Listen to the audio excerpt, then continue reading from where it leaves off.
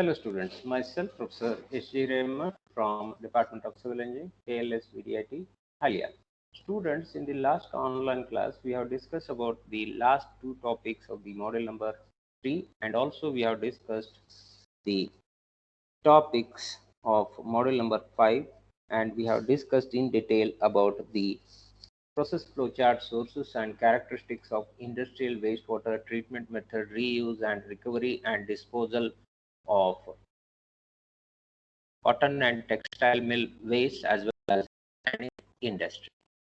Today in this online class, we will discuss about again the process flow chart as well as the characteristics and disposal as well as treatment methods of cane sugar industry, distillery, steel and cement plant. Now come to the first one, so that is cane sugar industry. So let me introduce this topic. So in countries like India, Cuba and Jamaica, the sugar is produced from sugar canes, while in many other places, beetroots are used as the raw material for the sugar production. In India, most of the sugar mills operate for about 4 to 8 months just after the harvesting of the sugar canes. Now, come to the manufacturing process. The sugar canes are cut into pieces and crushed in a series of rollers to extract the juice. In the mill house, juice is extracted from the sugar cane, leaving a fibrous residue called bagasse, which can be used as a fuel for the boilers or can be disposed of as solid waste. The milk of lime is then added to the juice and heated, and all the colloidal and suspended impurities are coagulated. Much of the color is also removed during this lime treatment. Lime is added to the extracted juice to raise its pH and to prevent the inversion of the source molecule to glucose and fructose. The coagulated juice is then clarified to remove the sludge. The clarifier is further filtered through filter process and the disposed of as solid waste. The filtrate is recycled to the process and the entire quantity of clarified juice is treated by passing sulfur dioxide gas through it. The process is known as sulfitation process. Color of the juice is completely bleached out due to this process. The clarified juice is then preheated and concentrated in evaporators and vacuum pans. The partially crystallized syrup from the vacuum pan, known as massicute, is then transferred to the crystallizer, where complete crystallization of sugar occurs. The massicute is then centrifuged to separate the sugar crystals from the mother liquor. The spent liquor is discarded as blackstrap molasses. The sugar is then dried and bagged for transport. The blackstrap molasses may be used in the distilleries. The following flow chart shows the manufacturing process here.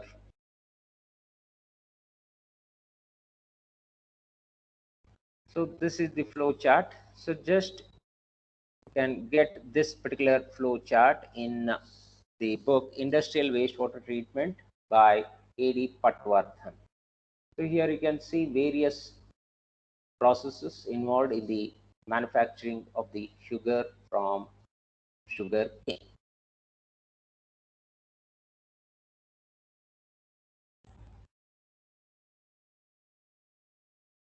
Now come to the sources of wastewater, or else you can say where exactly or during which process there will be generation of wastewater. Waste from the mill house include the water used as splashes to extract maximum amount of juice and those used to cool the rolling bearings. As such, the mill house waste contains high BOD due to the presence of sugar and oil from the machineries. The filter cloths used for filtering the juice need occasional cleaning. The wastewater thus produced through small in volume contains high BOD and suspended solids. A large volume of water is required in the barometric condensers of the multiple effect evaporators and vacuum fans. The water is usually partially or fully recirculated after cooling through a spray pond. This cooling water gets polluted as it picks up some organic substances from the vapor of boiling syrup in evaporators and vacuum fans.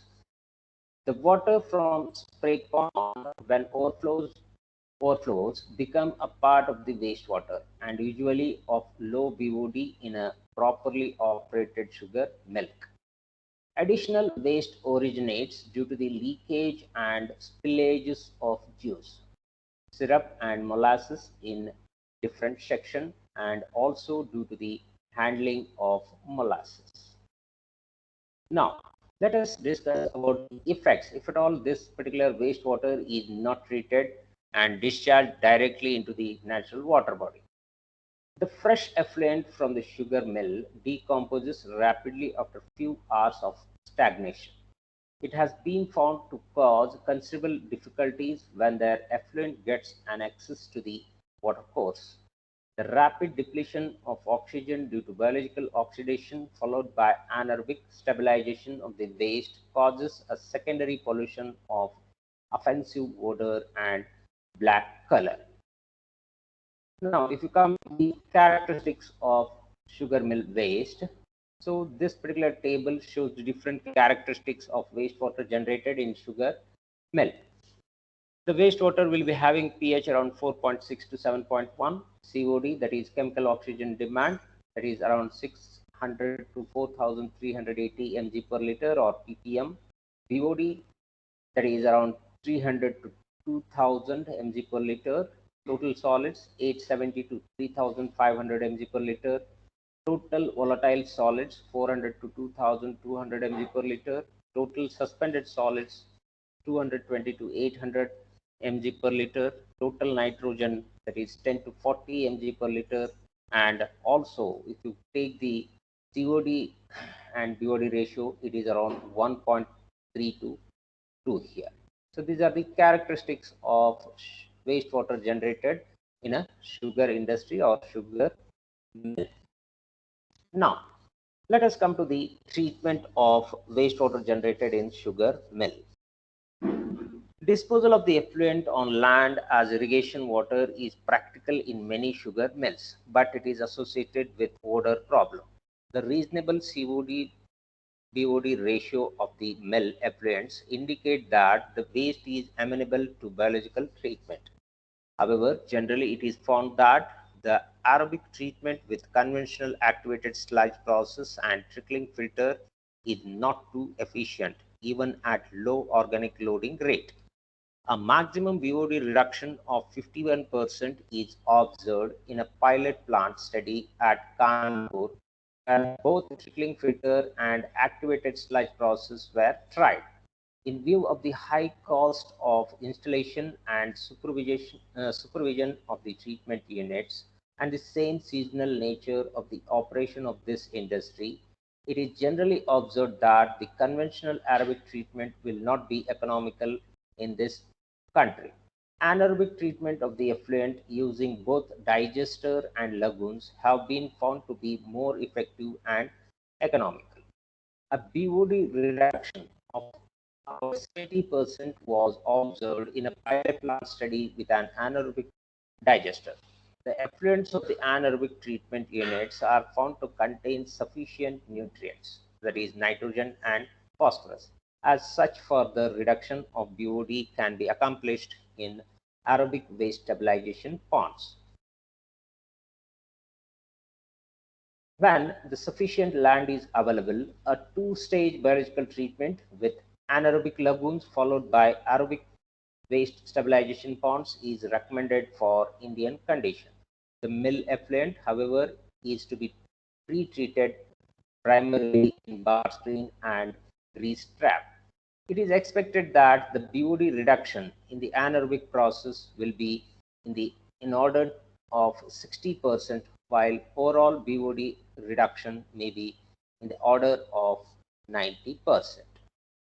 Students, as far as your syllabus is concerned, this is sufficient, and the notes I have prepared by referring these books here, that is Industrial Wastewater Treatment by A.D. Patwardhan, and also I have referred lecture notes on Industrial Wastewater Treatment by Srinivas Angdi, who is an assistant professor in Institute of Aeronautical Engineering, that is Dundigal, Hyderabad.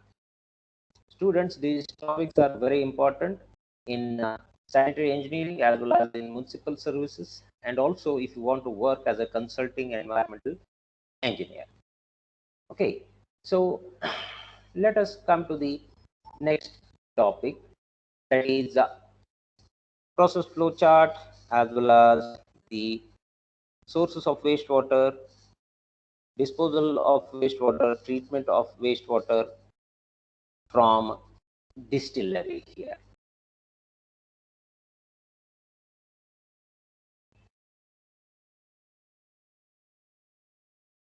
Yes, Hema. Hema. Yes, sir. Yeah, is it audible clearly? Yes, sir. Okay then. Okay. Netravati.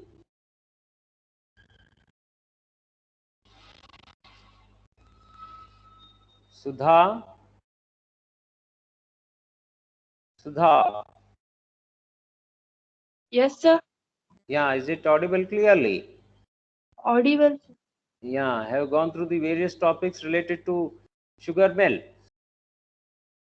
Sir. When you have joined the class? 10 minutes. 10 minutes. Okay, then let me continue. Now,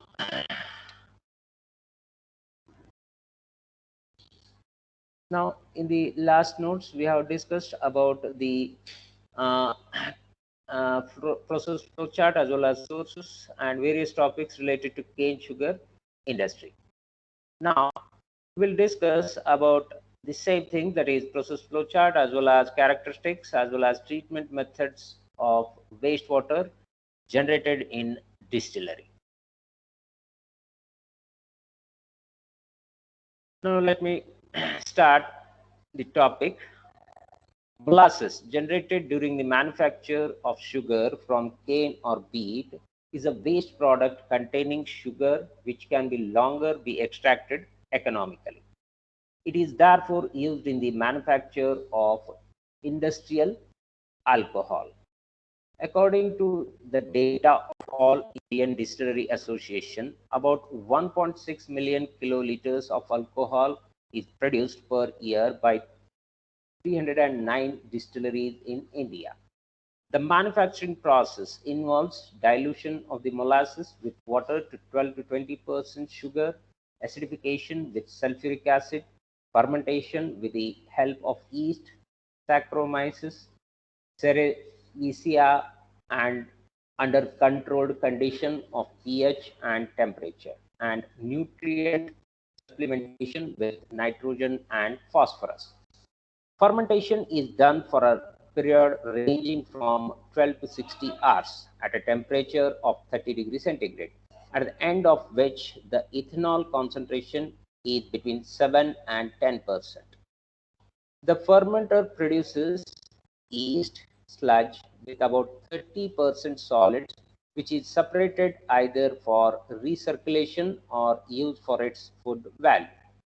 The dilute ethanol is then subjected to a piezotropic distillation in a 2 or 3 stage distillation train to give a final concentration of 95%.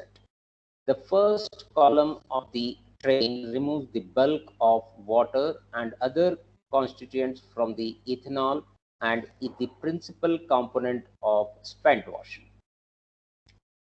Other wastewater streams comes from fermenter, washing, floor washing, cooling water, etc.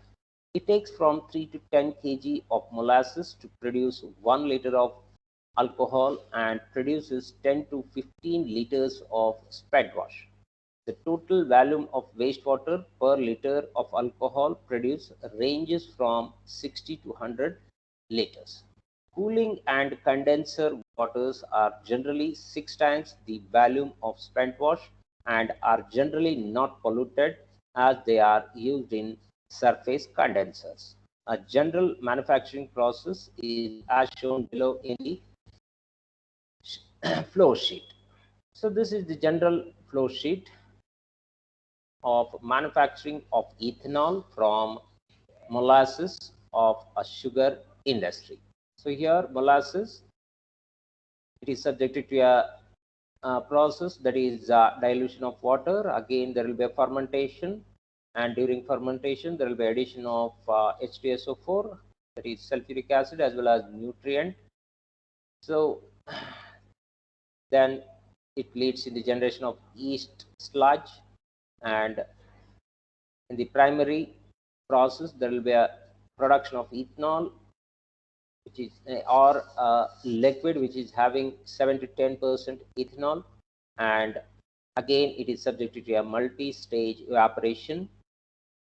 During this there will be a generation of main wastewater that is called as spent wash. So after this particular process, so we can get a solution with 90 by 95% of ethanol. Okay, so in view of the highly polluting nature of spent wash, it is essential to adopt measures such as recycling, using in irrigation, evaporation and incineration, production of biomass, biochemicals, and production of food supplements before subjecting wastewater to treatment. Recycle of spent wash reduces the volume of wastewater to be treated. If the distillery is associated with a sugar mill, the spent wash can water. It can also be used as dilution water molasses before fermentation. Spent wash diluted 20 times can be safely used for irrigation of sugarcane. At this dilution, it provides sodium equivalent to 200 kg per hectare. The degree of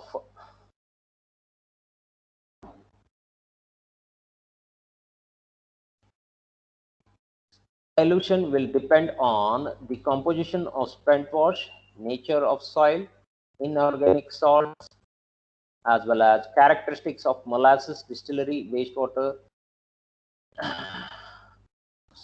nature of soil, inorganic salts, and their concentration in the spent wash. Now, if you come to the characteristics of spent wash here. So, COD, the range is around 15 to 176 mg per liter, as well as if you take the average, it will be around 77.7 mg per liter. pH is, it is acidic, as you can see in the table. Temperature also I have mentioned here. So just you go through the table, and also you can see the other characteristics of spent wash listed here. Just to go through the table, and the notes related to this particular topic is already uploaded in WhatsApp group of 7th semester. Just you refer the notes. Now, let us come to the effects of discharge of raw spent wash on of land or into water. If the spent wash is discharged or disposed on land, it leads in the pollution of groundwater, tearing of vegetation and crops, accumulation of salts, and increase in electrical conductivity of soil. So this ultimately results in the reduction of the yield of the crop. And if at all the spent wash is discharged into the natural water body, then it leads in the lowering pH of receiving water, increase in organic load, depletion of dissolved oxygen, that is again large scale fish kills, bad odors, and decoloration of water. So these are the few effects if at all the spent wash is discharged directly without any treatment here. Now let us discuss about the treatment of distillery wastewater or spent wash. Among the various methods, physicochemical methods were found to be much less effective than biological methods here. Sedimentation, plan or aided by coagulation, sedimentation, plain or aided by coagulants was not effective. In fact, it lead to anaerobic condition and odor nuisance. The characteristics of spent wash are such that it is amenable to biological treatment since the COD-BOD ratio and BOD is to N is to P ratio is favorable. High BOD of the wastewater indicates that it is economical to treat the wastewater first by anaerobic means followed by aerobic means.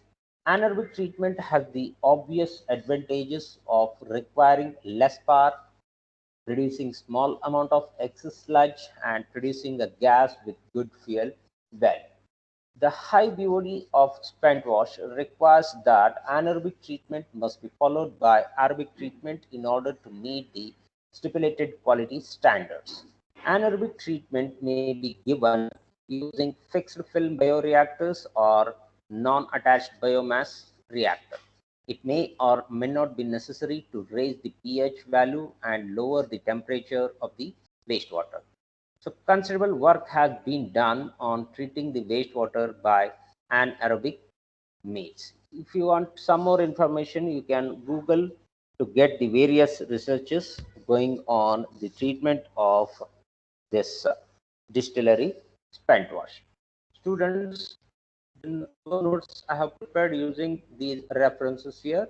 So that is again for flow sheet. I have referred the industrial wastewater treatment by A.D. Patwardhan, and also I have referred the lecture notes on industrial wastewater treatment by Srinivas Angadi. So, and again, these topics are very important in sanitary engineering as well as municipal services, and also if you want to work as a consulting environmental engineer. So this is about the various topics related to distillery wastewater. Now, let us discuss about the next topic, that is again uh, we'll discuss in detail about the process flow chart, sources, characteristics of industrial wastewater treatment methods, reuse and recovery of wastewater generated in dairy industry.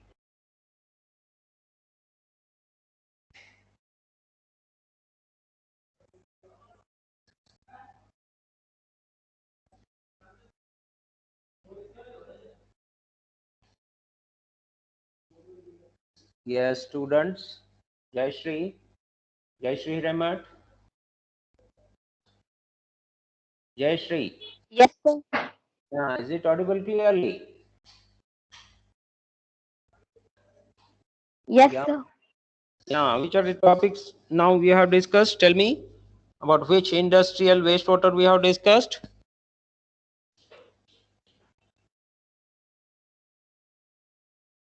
So initially regarding sugar, Yeah, sugar mill wastewater. And next one. Next one. I think you have muted. Huh? Nitravati. Nitravati. Hema. Yes, sir. Yeah. What About COD and BOD concentration in industries. industry? Let it be. And what the wastewater from distillery is called? Yeah. What it called? The wastewater generated from distillery. It is called. Is also called as F. spent wash. Okay. Yes. Let it be. Okay. Let me continue the next topic, that is class 45.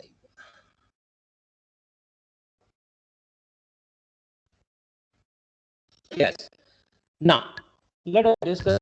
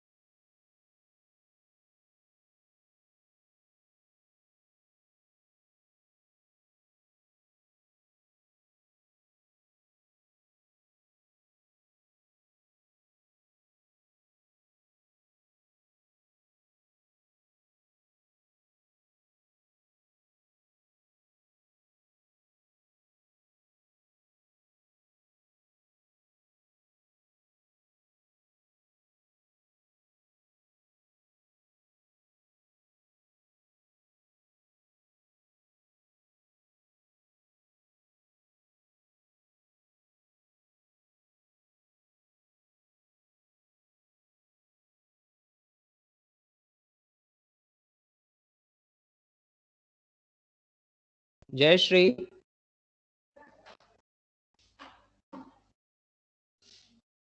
Yes, sir. Yeah, is it audible now? Yes, sir. Now it is audible. Yeah, there was a net problem. Okay, so let me continue with the things. Okay, so we were discussing about diary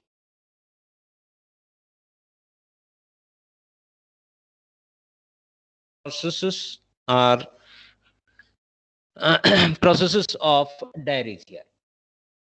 Now, wastewater generated in a dairy contains highly putrescible organic constituents and the necessitates prompt and adequate treatment of the wastewater before its disposal to the environment. Almost all the organic constituents of the dairy waste are easily biodegradable. Hence, the wastewater is amenable to biological treatment, either aerobic or anaerobic, or a combination of the two. Now, let us discuss about the manufacturing process. Before that, let me discuss about the operations in a dairy. So, first one is receiving, in which raw milk is received from the feeds. It is weighed and tested for its fat contents. It is stored in a refrigerated containers before further processing. Next process is pasteurizing. This process consists of heating milk to 63 degrees centigrade for 30 minutes and immediately refrigerating. It kills all organisms, including the pathogenic organisms which may have entered the milk through diseased animals. Next process I can say is bottling. The pasteurized milk is filled in bottles or polyethylene sachets for distribution to the consumers. Bottling is invariably preceded by the clarification and filtration. Next operation is condensing. Pasteurized milk is heated and evaporated under vacuum. The concentrated milk is pumped through a closely set valve that breaks defat globules. Sugar is added to the milk and the sweetened milk is filled in tin containers, packed and sent to the consumers. Now, next operation I can say is dry milk manufacture. Whole milk is preheated and centrifuged to separate the cream from the non-fat portion of the milk. The cream is pasteurized and used as ice cream mix. The non-fat portion of the milk is further heated and evaporated under vacuum to a controlled percentage of solids. The concentrated non-fat milk is then spray dried. Next operation I can say is cheese making. Pasteurized milk is stored by adding a lactic acid, producing bacterial culture. The mixture is allowed to ripen under controlled temperature. The curd is then cut with knives and the excess whey is allowed to drain. Whey, in a sense, it's a water part present in the curds. Further removal of whey is done by pressing the curd, and the pressed blocks are stored under controlled temperature and humidity for the development of flavor and further ripening. It is then packaged and stored at low temperature. Next process I can say, that is butter making. Cream to be made into butter is pasteurized and is ripened with bacterial culture. Churning at low granules from the butterfat in the cream. Buttermilk is then drained from the churn. Butter is washed, standardized for moisture and salt content, and is worked further till it agglomerates into one mass. It is then packaged for distribution. Next operation may be casein making. Sold or spoiled milk is treated with mineral acid to produce casein. The casein is then precipitated. Casein is used in the manufacture of plastics, paints, resins, and varnishes. So this following flow sheet shows the different operations processes involved in a dairy industry. So just you can refer the A.D. Patwardhan book for understanding the detailed processes of dairy industry.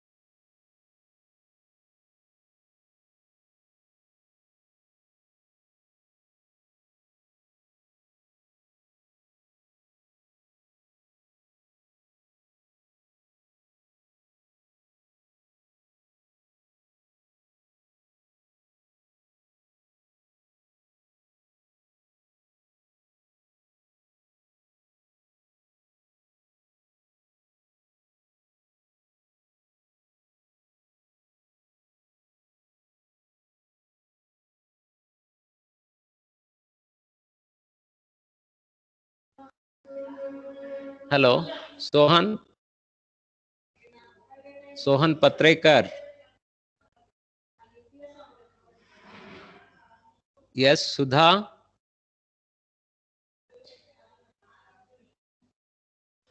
Yes, sir.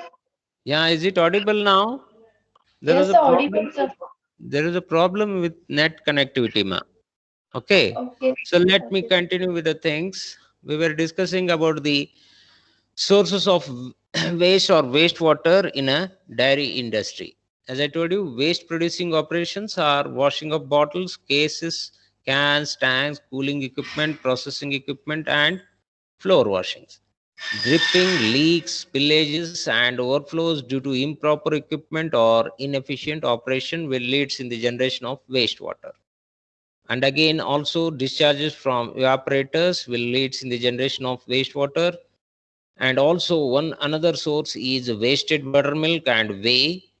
As I told you, whey is nothing but watery liquid left when milk forms curds, spoiled raw or treated products. All these are responsible for the generation of wastewater. So based on the different operations, we have got different types of wastewaters here. First one is spent waters, water used for condensing and free from milk solids. So these are easily disposed of here. So this is one type of wastewater. Second one I can say is wastewater produced during handling and manufacturing of dairy products. As first one is spoiled products of skim milk, whey, and buttermilk. Second one is drips, leaks, first rinses, and alkaline wash waters. Whey and buttermilk have high BOD. Now come to the characteristics of wastewater from a dairy industry. They are wholly organic with high oxygen demand. Because milk is a balanced food for bacteria, therefore it is consumed at a faster rate, depleting the oxygen.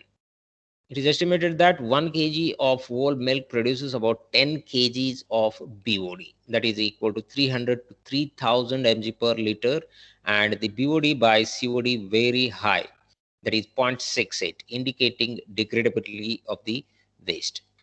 Heavy black sludge and strong butyric acid odors because of decomposition of casein are common.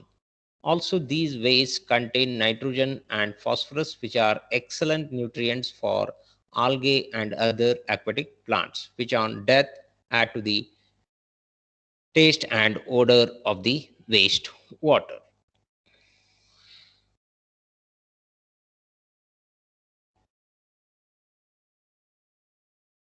Now, if you come to the composition of dairy wastewater, so I have listed here various parameters with their value in this particular table. So just you go through the notes which are uploaded in 7th semester WhatsApp group.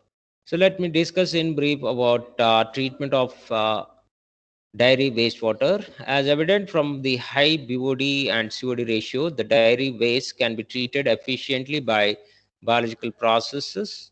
So that is reduction of volume and strength of the waste by prevention of spills, leakages, and dropping of milk from cans, by reducing the amount of water for washes, by segregating the uncontaminated cooling water and recycling the same. So due to the intermittent nature of the waste discharge, it is desirable to provide equalization tank with or without aeration before the same is sent for biological treatment. A provision of grease trap is also necessary as a pre-treatment to remove fat and other greasy substances from the waste. And aeration for a day not only prevents the formation of lactic acid but also reduces BOD by about 50%. Both high rate trickling filters and activated sludge plants can be employed very effectively for a complete treatment of the dairy waste. On the other hand, the low cost treatment methods like oxidation ditch, aerated lagoon, waste stabilization pond, etc., can be employed with simpler type of equipments and less maintenance. So again, one next treatment method I can say is dairy waste for irrigation after primary treatment is in an aerated lagoon is also preferred. So just you can refer the references listed here for some more information. And students, these topics, as I told you, very important in sanitary engineering, municipal services, as well as if you want to work as a consulting environmental engineer. Okay, so now it is already 11 o'clock. So let me conclude the class, and in the next online class we'll discuss about the process flow chart, as well as the characteristics of wastewater, as well as treatment methods of industrial wastewaters from steel plant, cement, as well as paper and pulp industry. Thank you, students. Thank you, one and all.